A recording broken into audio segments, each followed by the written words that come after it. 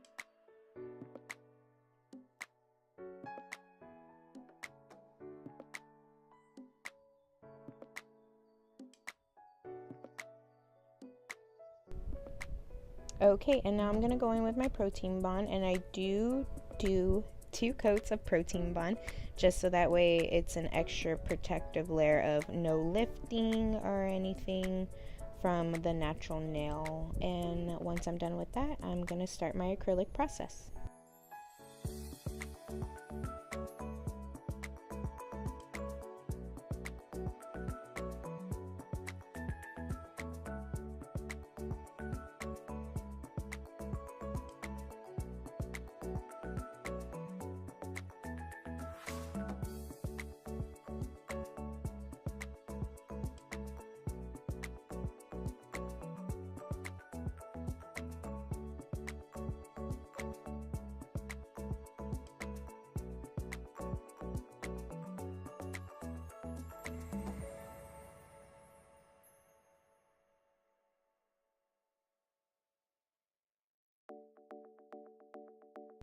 So my fill is coming along pretty nice. And like how I said in the beginning, from filing, I filed as much as the old ombre off as I can, so that way when I do cover up the leftover, I'm not going to be able to see it even once I am going to be starting to use my e-file.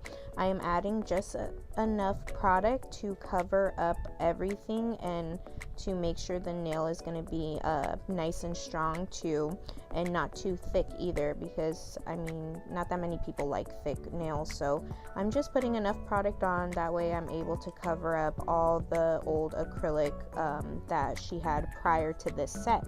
And I mean, too, as well, say she wanted to keep the white acrylic and just add some rhinestones or designs, by doing this, you're not gonna have any peeking through, because once you start filing, if you have it, the old acrylic peeking through, obviously that's gonna look really funny, so you don't want that to happen.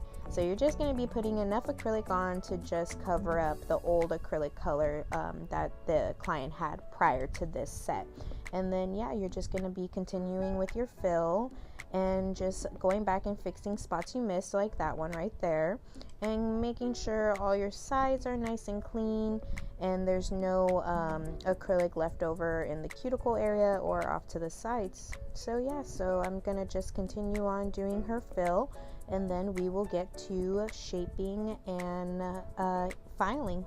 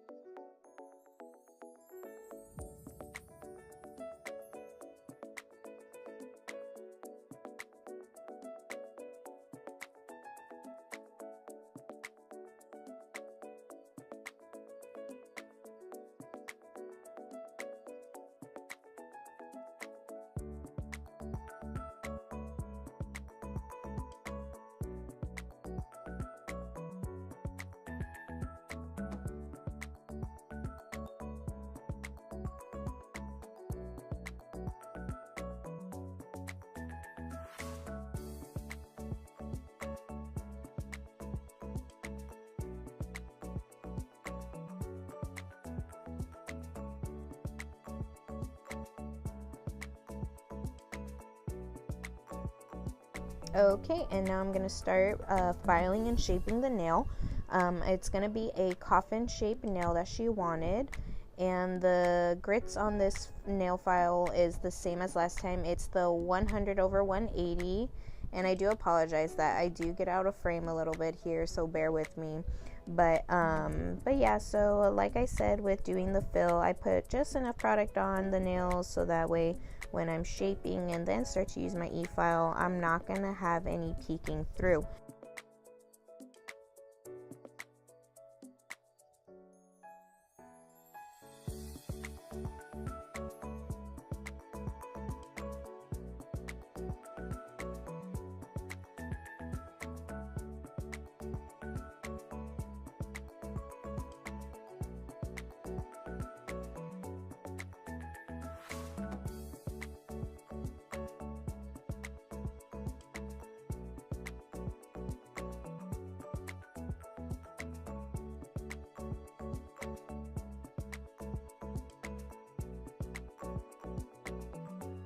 So here we go with my e-file. The e-file is from Makartt, the new one that I just got. I love it so much, and I'll link it down below so that way you guys can check it out. you're interested in it. But yeah, so like how I was saying from the beginning with my fill, I wanted to just put enough product on to cover up the old acrylic glitter that I had used prior to this set. And I'm filing just enough off to make the nail nice and smooth and even, making sure my apex is good, making sure the cuticle line isn't covered with acrylic, and yeah, pretty much just making sure the nail is perfect and there's not going to be any old colors peeking through on this set.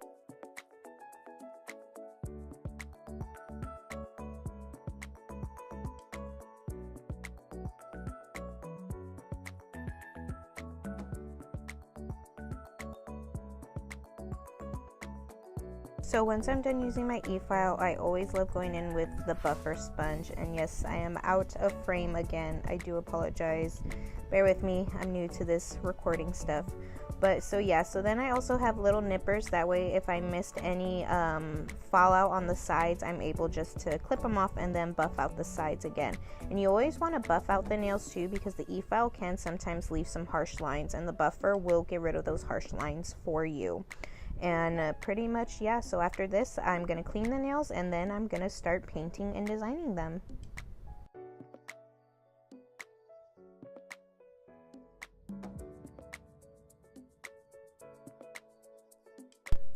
So I'm gonna be going in with my Caramia 102 gel. It is a very nice soft pink, very pretty for spring right now. And I'm just going to go over this with 2 coats. I do always do 2 coats of gel. Sometimes with some gels you get away with doing 1, but just because it was a little bit more sheer when you put on the first coat on it, that I just wanted to make sure I got it all covered and nice and smooth and pretty all the way through.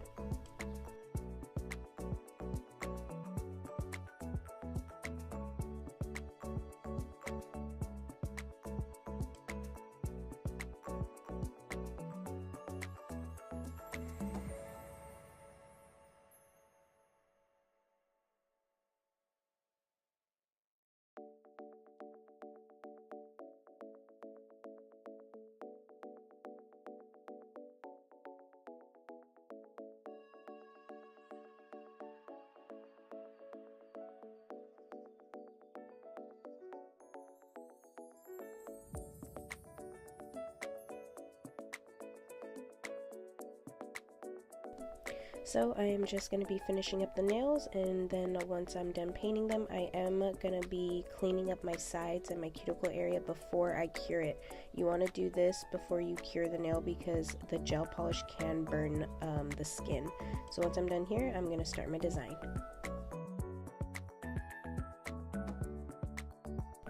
So the design that I am doing is actually very simple, very easy for beginners and just learning. It is just pretty much, I'm just putting little dots of neon colors, something very cute for spring and very simple. There's nothing really to it, just the placing of the dots really right here. And I am using, it is a gel polish, multiple different gel polishes that I'm using for the dots, just so that way, because I can cure it once I like it, and if I made a mistake, I don't have to go in with nail polish remover. I can just wipe it off with some rubbing alcohol and then start all over again until I'm satisfied with my placing.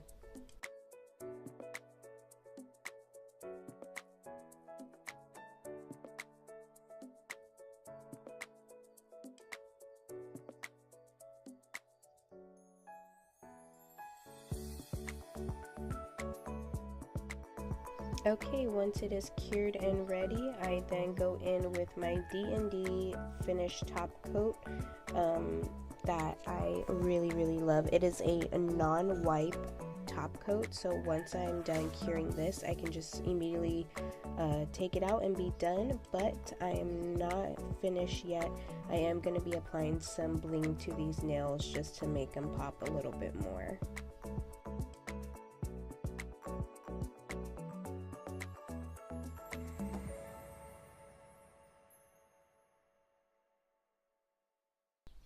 Okay, and so I am just finishing off the nails with adding on the rhinestones, and this just brought together the look a lot better, I do think. It's very simple but very cute and nice and clean. It's not too much, not too crazy. But yeah, so the rhinestones I'm using are the AB ones, and I'm using my ladybug glue that I do love so much. But yeah, so once I'm done here, and I'll put the picture of the final look of these nails.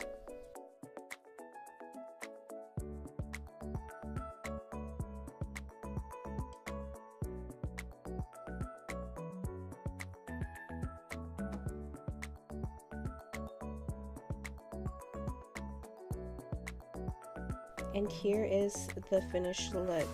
Thank you for sticking with me this long and finishing this video. Please give this video a like and don't forget to subscribe.